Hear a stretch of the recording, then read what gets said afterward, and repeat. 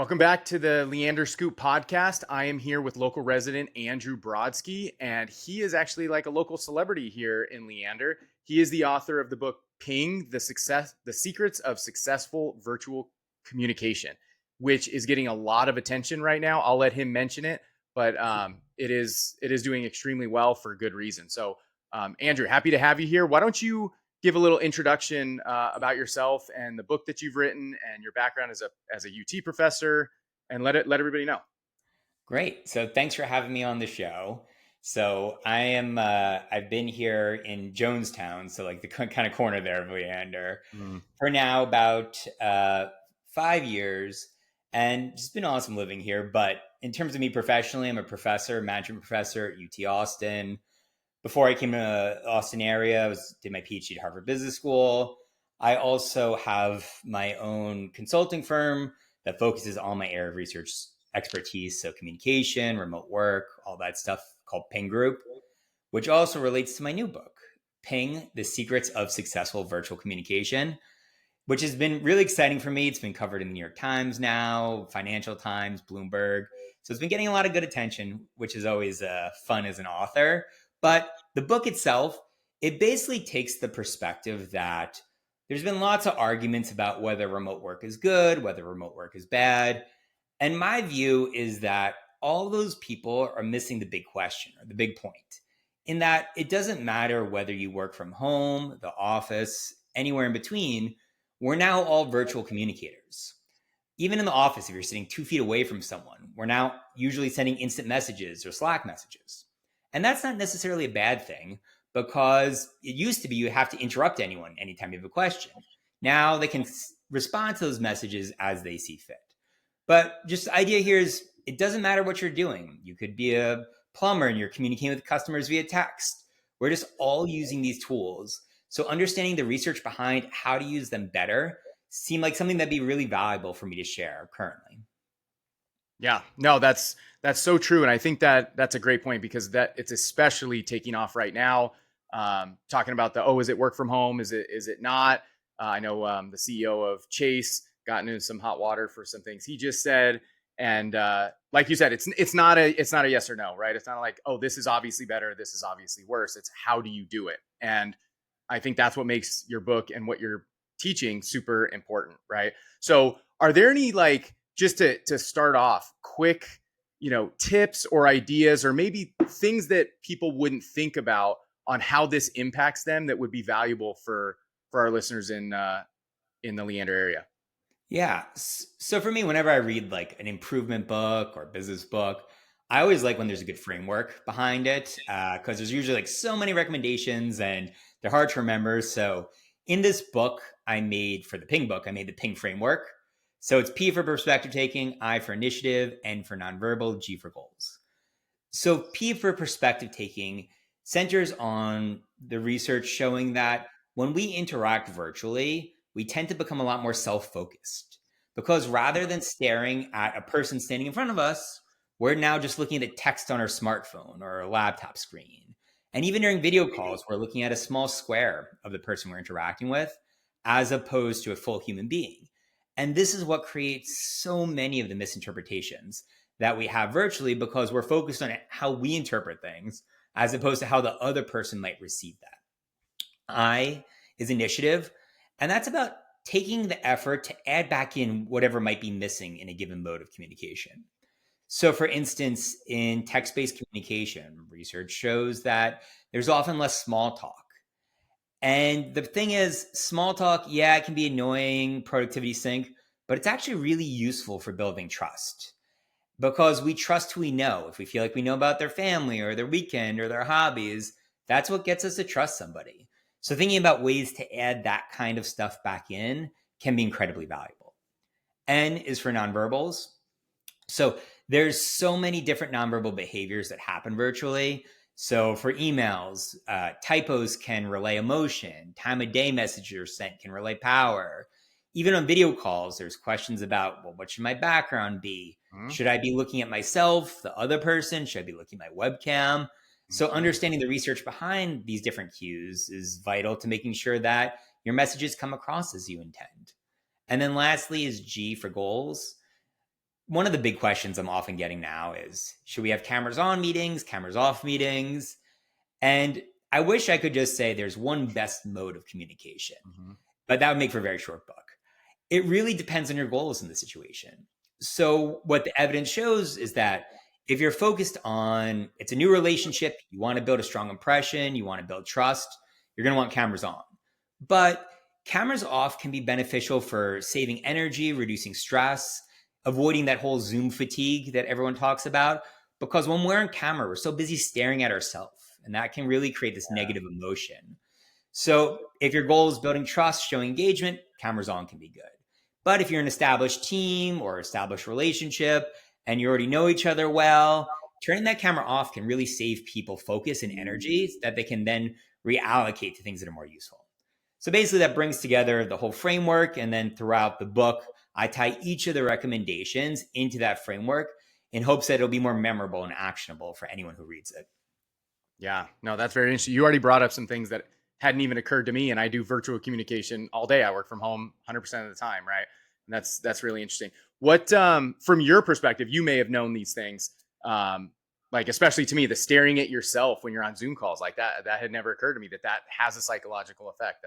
That's really interesting. And I know, speaking of having cameras off, that allows people to potentially go take a walk, right? So they can have walking meetings. Is that something that you find is valuable, or that people talk about the ability to get out of the physical space and move while they have their meetings? Mm-hmm. So you hit on a few different points there. So Yeah. the first, let's talk about cameras on and off for a Yep. second. So there's often a concern a lot of managers have or leaders that if people don't have their camera on, they're not paying attention. Here's the problem is that turning your camera on doesn't necessarily mean you're paying attention. You could still be checking your emails. You could have a Mhm. recipe up on your screen that you're looking for dinner. It provides the illusion that you're paying attention. So realizing you're not actually gaining the information you think you are by having cameras on is like this first step in being useful. Whether you have a walking meeting or not, I would say really depends on the situation. I talk a lot about research on getting over communication overload and burnout, and taking breaks that involve going to nature or physical activity have been shown to be really, really beneficial.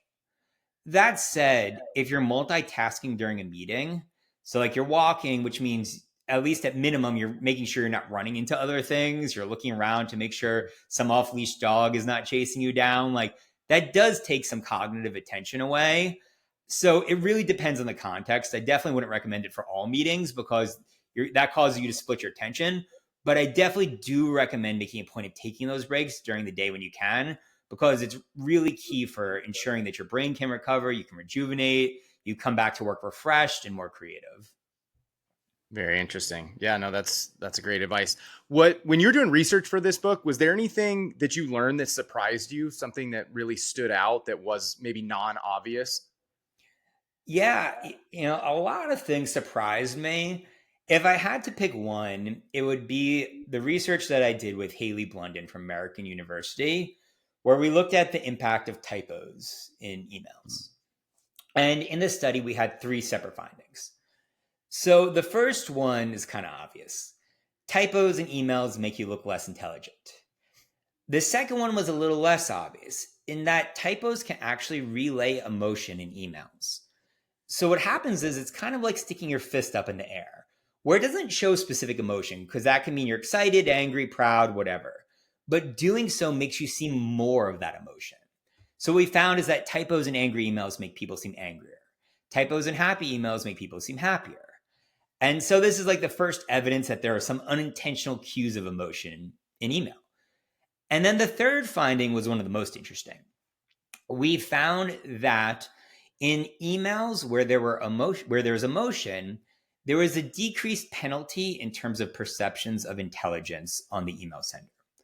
So basically what that means is if you just got a completely neutral email, there's a typo, you're going to look meaningfully less intelligent in a business context. But if there's some kind of emotion in there, people don't say, oh, it's not because they're less intelligent, it's because they're emotional.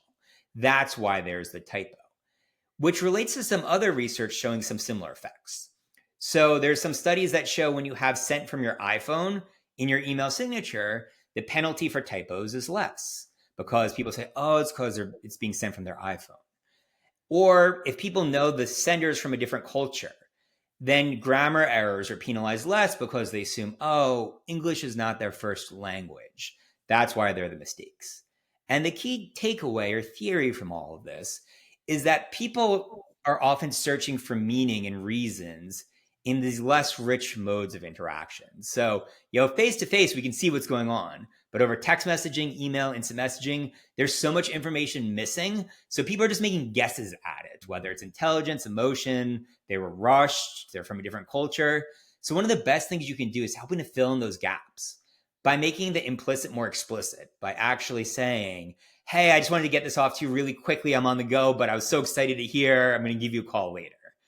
That lets them know that the reason the message might not be good is because you're so excited for them, as opposed to, I don't care about them, so I wrote this in 10 seconds. So really filling in those gaps can be one of the best things you can do there. Very interesting. What that makes me think about something that I've just recently started doing, and I've had some friends doing it to me, and I personally really like it, doing it and receiving, but I've also seen a lot of controversy, which is voice notes instead of, like, generally it would have been a text message, right? And yeah, I mean, I think you tell me from your perspective, but from mine, of that allows for what you just said, right? More emotion. You can get more across in a voice note than you can via text. So how do you think about, voice notes, whether in personal or business life? Mm-hmm. Voice notes have both pros and cons. There's also now like a lot of people doing more asynchronous videos. So Mm-hmm. like the more social one is obviously like a Snapchat or something, but they're actually doing this too in business emails. So there's a lot of companies that now can do, basically will insert a personalized video you've just recorded into your email that'll play for somebody else. There's pros and cons to this. So let's talk pros first, as you noted them. It's a good way to show that extra motion. You can let your authenticity shine through and show that, hey, I put more effort into this. The con is on the receiver side, it's harder to process. So if you send me an email, I can skim it quickly. If you send me a video or a voice note, there's no way to skim it quickly. And if I, for some reason, need some piece of information that's in the middle of that a week later, it's kind of annoying to go back and having to click around on your voice notes to get that information. Whereas like an email or instant message, I can just go right to it. I can search for it basically. Mm-hmm. So there's an increased cost of coordination involved with those and gathering information, but they can be really useful for showing emotion and authenticity. So this is like another example of, okay, what are the goals in this situation? Yeah. And that's going to drive what the right choice is in terms of mode. Yeah, totally. That makes a lot of sense. Yeah. And so tell me, I have as somebody who has an AI agency, I'm very much in AI every day. And I think, a lot of people still aren't using it a ton, but they're starting to.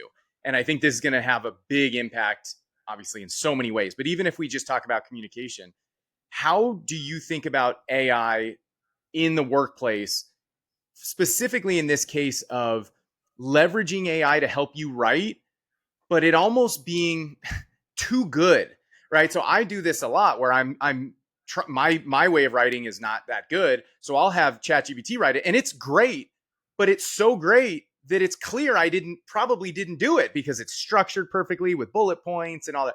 So, but then it's like, this is actually exactly what people want, but if they know it's probably ChatGPT because I couldn't do it that good, is that a problem? How do you think about this?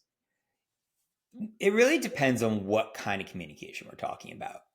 So let me start with one it's probably not a good idea to use.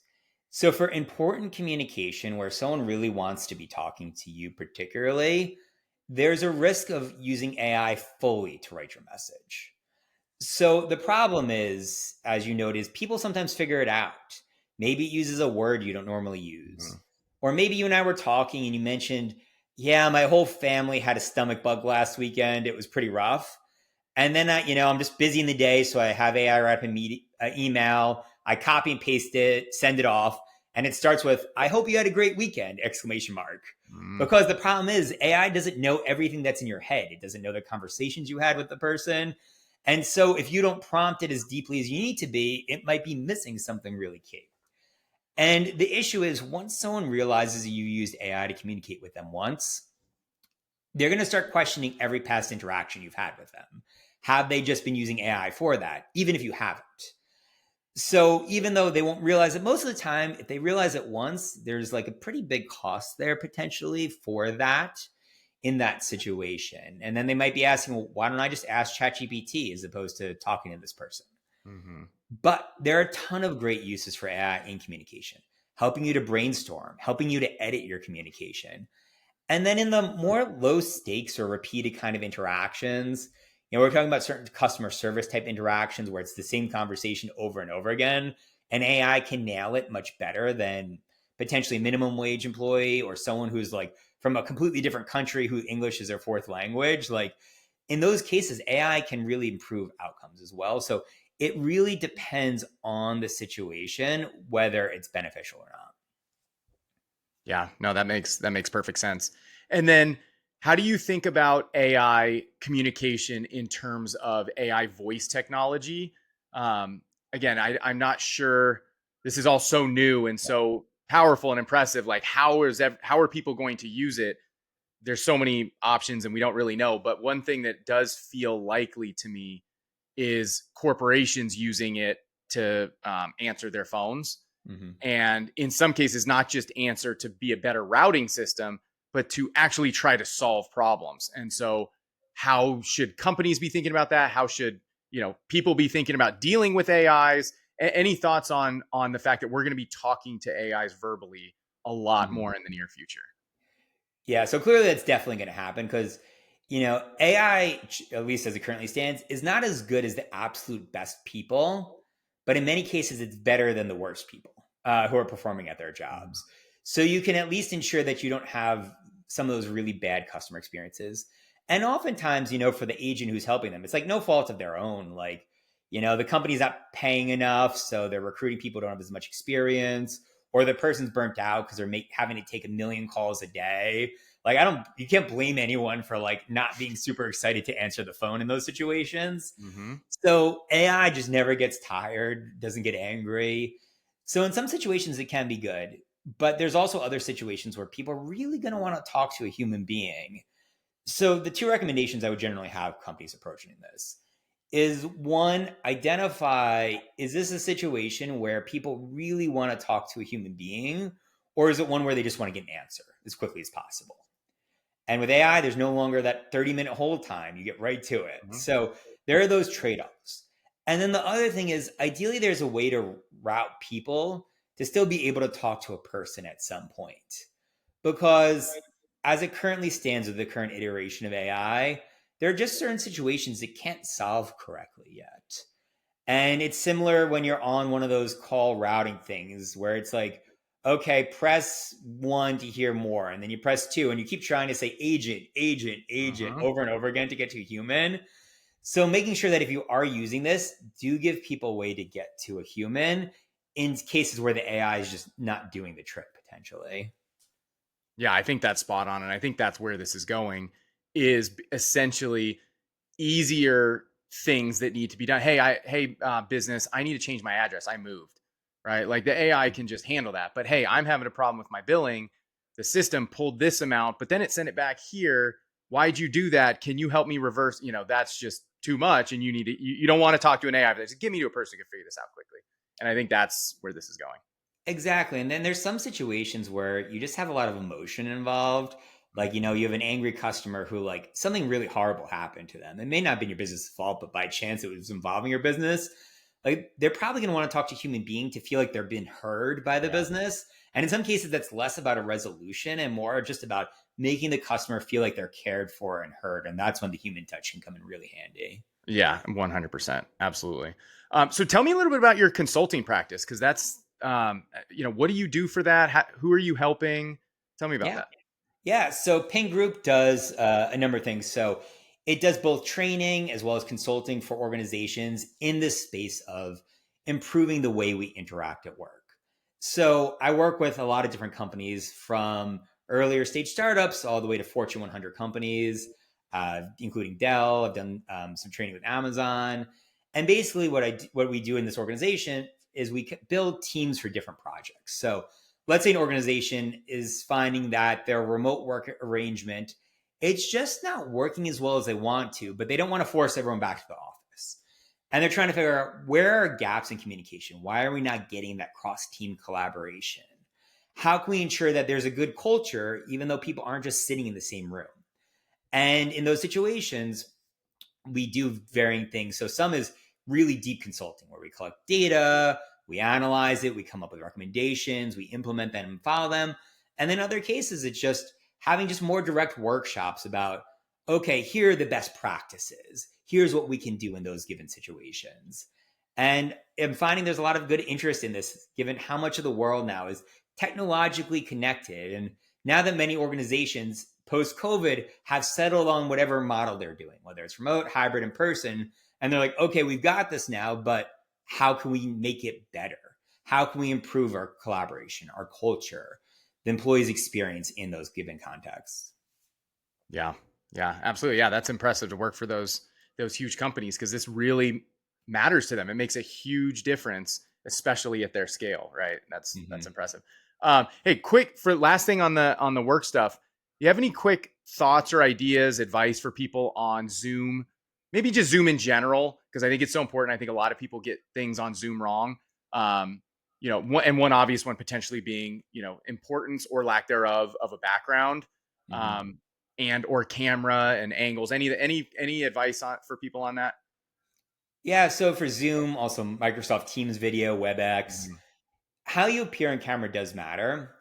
So there's research showing that lighting, having a camera is useful. When it comes to backgrounds, there's two perspectives on this in terms of studies. One is about professionalism, which shows that things like bookshelves or plants are seen as most professional. Those blurred backgrounds are kind of in the middle. And the least professional are those novelty backgrounds. Like an example in the study was a walrus on an iceberg. And the other perspective is about people getting to know you. In that set of studies, it shows that having something like a number one dad mug in the background can be very handy because if someone else is a parent, they'll feel like, oh, I'm like this person, and they can talk about it. And that's a good way to bond. So in my case, I have pictures of a couple of my dogs in the background. So, in my view, the recommendations are you want to seem professional, but it's good to give a window into who you are as a person, because that can be a good way to remind people that, hey, I'm actually interacting with a human being here. And this is a way we can feel like we actually connected, as opposed to this is some anonymous worker on the, 1,000 miles Mhm. away. And that can be really handy. And the last piece of advice is, which is a kind of annoying one, is about eye contact over video calls. As I mentioned earlier, there's this kind of illusion of engagement where if it seems like someone's making eye contact with us, it seems like they're engaged. And there's studies on job interviews, for instance, that show that recruiters or interviewers rate people who are interviewing as better when they're seen as having eye contact. That's not meaningful because I could be staring at my recipe or whatever. Mhm. And it's also even less meaningful because most people's webcams are not located where the other person is on the screen. So when I'm in real life in person, eye contact's easy. I look at you. Over video calls, eye contact, if I'm looking at you and my webcam is top center of my screen and you're on the right side of my screen, it looks like I'm looking off screen to you. To the other person on the other side, it looks like I might be checking my email. There's a bunch of solutions from easy to more harder here. The easier one that I recommend for most people is just make sure to drag the video screen you're looking at as close to your webcam as possible, as opposed to where it defaults up. There's more technical ones where there's webcams you can actually stick on the center of your screen, Mhm. or there's flexible webcam stands that you can kind of adjust more to the center of your screen, which is what I do. And then there's the really technical ones where they now have like teleprompter webcams that are behind a screen. There's also AI tools that will center your eye contact for you. I wouldn't recommend those necessarily because they can be really creepy. If you like your head is to the side, but your eyes are still like dead center on the screen, it can be kind of obvious. But the idea here is just being mindful about the cues that you're sending off and realizing that you're maintaining eye contact with the other person, but they don't. So it's sometimes you need to be a little more explicit. Like if you're taking notes on a piece of paper and you're looking down, it looks like you're checking your smartphone. If you just say, hey, I'm just jotting down some notes here, you don't leave the other person to have to guess what you're doing. And that's been shown to really improve the outcomes of interactions. That is so true. I know when people do that. Like even my employee sometimes he'll look down. I'm like, I know he's actually writing something down, but my instinct is like, hey, why aren't you paying attention? And I have to like tell myself. So I think that's totally true. When people bring it up, making it explicit, it helps take that away. That's a great point. Yeah, that's all really good stuff, Andrew. So tell me, let's talk a little bit about the area. So you said you live basically Leander Jonestown border. How long have you been there? And what drew you out here? And yeah, tell me about that. Yeah. So I was originally, when I first came to the Austin area, I lived in Dripping Springs for a couple Mm, years. Then COVID hit, and like everyone else, I was looking for a house at the time. And my wife and I wanted something that was in, beautiful area, had a little more space, and just, this Jonestown Leander area border had just beautiful hills. It was still not very developed. You're able to get some acreage and not crazy prices. And at the time, we actually had a horse too. So we were looking for somewhere where we could have our horse on property. And we were able to find the perfect spot there. And it just continually been beautiful out here. And it's kind of that nice area between Cedar Park and Lago Vista where it's like you pass through, it's just not really developed yet between these two much more crowded areas. And it's just been lovely living here. that's awesome. How is the development going? I haven't been over there in a while. Are they building it up like as fast as they are some of the other areas around here, or is it going slower? Some areas, yes. Other areas, less so. So luckily, so far there hasn't been as much right near us. A lot of it's categorized sort of as balcones preservation, too, Mm, which limits the ability of developers in some cases to do things. And also, there's the yellow belly warbler, and there's a bunch of endangered animals that seem to be slowing things down a little bit, at least for having some peace and quiet still. mm-hmm. Okay, nice, nice. Um, okay, so tell me a little bit about some of your favorite spots. Like where do you hang out? What restaurants, bars, or shopping? Like what are some of your favorite spots in town? Yeah, so Sky Asian Fusion, best Chinese food far and away. My family's always going to that one. Wait, where is that? Or It's off of, I think it was Crystal Falls. I want to say it's off of. okay, And then let me look, pulling it up right now because I don't want to yeah, mess up the address here. So it is on, yeah, Crystal Falls. I think Crystal Falls Parkway there. okay, Um, and it's just spectacular. Far and away my favorite Chinese food. nice. Um, in terms of hanging out, Jones Brothers Park is heavily overlooked. So Jones Brothers Park used to be super, super crowded when the water level was higher because it was one of the few public boat ramps in the area. Hmm. Now the water level is too low there to do boats, but what they actually did is they pretty much mowed and cleaned out the riverbed there. So you can actually walk on the river a long ways now that it's dry. Oh, And it's great for hiking. It's great for bringing dogs. It's pretty much, I don't think I've ever been there when there's been more than two other cars besides me except for when there's an event. So they occasionally do have events there, but generally there's no one there or maybe like one or two other cars. So just spectacular place to hang out, walk around, hike. So that's my go-to hangout, definitely. okay, nice. Yeah, I haven't even heard of that. I'm gonna have to get out there and bring that to people's attention. I suspect a lot of people probably haven't heard about that. Yeah. Yeah, no, that's really cool. How do you feel? So did you move in 2020? Yeah, I did. Okay. Yeah. Okay. How do you feel? I know your area may not be as growing as fast as, the closer parts of Leander, Cedar Park, and especially like Liberty Hill. How do you feel about that? Yeah. What are your thoughts on, I don't know if it's 100% true, but it's close to, we're in the fastest growing, we're close to the Mhm. fastest growing part of the entire United States. And so, curious your thoughts on that. I mean, I love it. So we're not far past Treviso. So we're like a couple intersections past that. So for us, like we're near like a ton of growth, but it hasn't made it a few blocks over yet. Mhm. So we assume it will, but it's just so fun seeing all the new shops coming up, like bagel place like Nervous Charlie's, and just like whatever you want now is becoming available, which is really nice. There's rumors of the Trader Joe's coming out in Cedar Park, Yep. which Yep. we've been hoping for. We're like, there's so much space. We need a Trader Joe's here. Hmm. So it's just nice being able to have access to all that in just like a 10 or 15-minute drive. Yeah, totally. Yeah. I think those talks are, I think it's confirmed that they're talking. but Hmm. that doesn't mean it's going to come, right? So at least it's not like a total wild rumor, right? But it's more than that, but it's still not official. Costco is official, which you're far enough from that. You're probably closer to the one that's already there, but I know that one's a big deal for a lot of people Hmm. further north, Hmm. um, On the like hill, me. yeah. So yeah, and tell me what do you think about? Or you said you were in Dripping before that. Have you been in the Austin area for a lot longer? Yeah, so we've been here since I think 2017. Okay. So it's been a few years out in Dripping Springs before coming up here. Mm-hmm. Okay. So how do you, or where did you come? Where were you before 2017? So I was in Cambridge, Boston, doing my Oh, PhD. okay. Okay. Yeah. Just doing a PhD at Harvard and, or, no big deal. That's so impressive. How do you think about community here? Really just the people. Maybe that's a good one to compare it to Cambridge or just in general. How do you feel about the community, the people?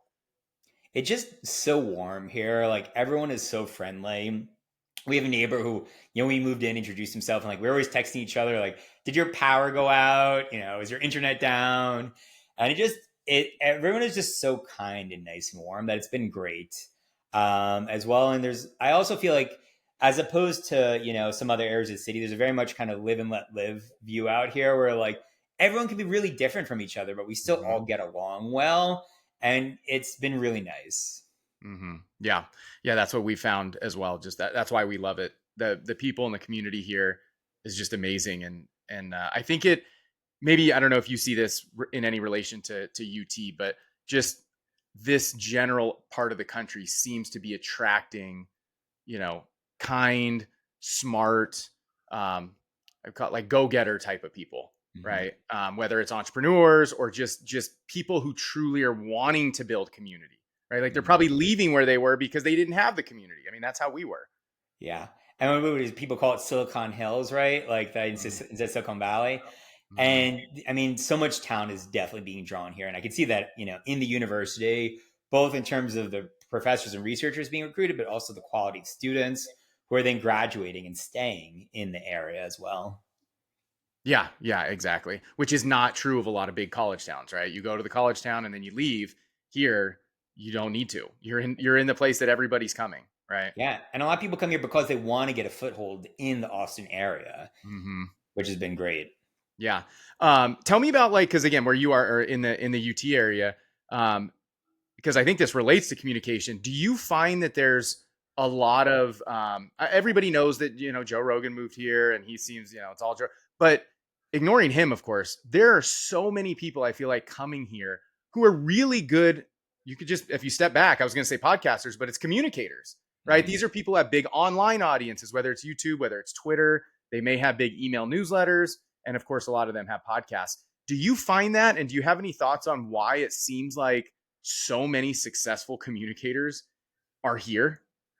Yeah, and usually when you see these things, it's often this kind of upward spiral, and you see a lot of other cities there in a downward spiral, where like they lose their one big factory, and all of a sudden things crash. Here we kind of ended up in the some big organizations were founded here, started here. They've really blown up, and then that's drawn in a lot of organizations who want to sell to them, or who just want to be near them, or and then you've got suddenly venture capital coming in because there are so many startups and because there's now funding available in Austin, there are more startups happening. Mhm. And you just end up in this great spiral of success that's really been happening. Um, and you get a mix of people. You got some who want to live downtown. You've got some who want to have more affordable style of living and kind of have more of that suburban feel that move up here to Leander. And so you got that kind of nice mix of ability. And like for Boston, just living there, like prices have definitely been skyrocketing for real estate in our area. But like compared to Massachusetts, where I came from, it is still like very reasonable for what's achievable. For what you can get a house for an acre here, that's brand new, you would have a house that was built like in the 40s on like this tiny, tiny Yeah, sliver of tiny land. land in Massachusetts Yeah. near Boston. And so just it's a lot nicer, which I think is what I was also helping to draw a lot of talent in is that getting a good lifestyle is in many ways still achievable. Yeah, I think almost about it as like the perfect compromise, right? It's like, yeah, Mhm. San Francisco has all the tech company, so many big tech companies that, but then the trade, that's good, you can make more money, but the trade-off is so severe and maybe similar Yeah. in Boston. Here, Austin, you get maybe not quite as good of a tech scene or quite as good of an education scene in Massachusetts, but the lifestyle is so much better that when you combine them, this is a much better place. And I think that's what is drawing people in all respects, whether it's Yeah. the suburban people or, the communicator podcaster types who are in central Austin. Yeah, and I mean, real estate values have definitely gone up here, but like San Yeah, Francisco, you're talking about spending $3 million to get like a one-bedroom apartment. Like that is not the situation here, it still by is. a long shot. It is insane. And as far north as we are, we're up in Liberty Hill, but I mean, you can get a really nice brand new house for $500,000, which, Yeah, what is that like average in the US now? Right. And it's yeah, brand new. I mean, and we're in the fastest growing and probably the coolest city in the country. Like that's crazy. It should be way more. So the yeah. fact that it's up less than I think most places. Yeah, and in Jonestown, I've got hill views, so we're like on a beautiful hill. And if our house and property was like in Westlake, it'd probably Yeah. cost like 5 to 10 times as much Oh as yeah. easily. Yeah. I'd And you're say talking, probably 10 times what we paid for it, and we have the exact same views. We've got all the conveniences of Cedar Park and all that stuff, so it's it just like felt 20 like this minutes. great experience. Yeah, no, that's amazing. I definitely need to get out and over there and check that area out. So awesome. Well, hey Andrew, this has been great. Let everybody know how they can get in touch with you or where they can get the book or how you want them to communicate with you. Yeah, so the book Ping, The Secrets of Successful Virtual Communication is available wherever books are sold. I believe it's in like the Barnes and Noble that's not too far from here, but also Amazon, Walmart, online, wherever. My consulting group, pinggroup.org. You can get them there. You can also follow me on LinkedIn, Andrew Brodsky. I'll probably pop right up. But yeah, no, thanks for listening to about my book and everything today. Of course. Love it. This is important stuff. This is, communication is so key in work, right? So people need to be paying attention to this. So awesome. Well, great to have you, Andrew, and look forward to talking to you in the future. Great. Thanks for All right. having me on. Thanks. Bye.